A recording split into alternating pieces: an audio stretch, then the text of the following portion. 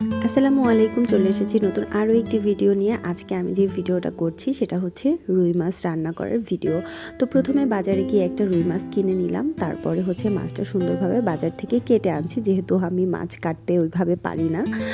তো এখন অনেকেই মাছ কাটাকাটি করার ঝামেলায় যায় না, বাজার থেকেই কেটে নিয়ে আসে। তো আমি রুই মাছটা নিয়ে আসলাম, আনার পরে কড়াইতে সুন্দরভাবে মাছগুলো ভেজে নিচ্ছি।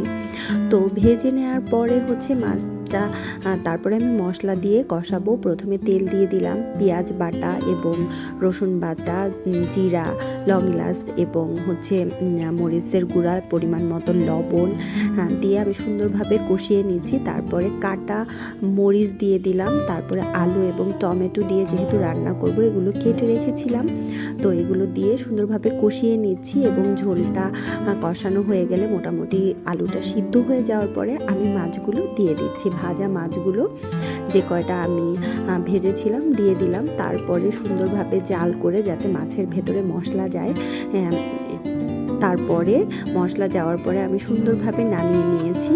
এবং আপনাদের যদি এই রেসিপিটা ভালো লাগে তাহলে অবশ্যই লাইক করবেন। ধন্যবাদ। আসসালামু আলাইকুম।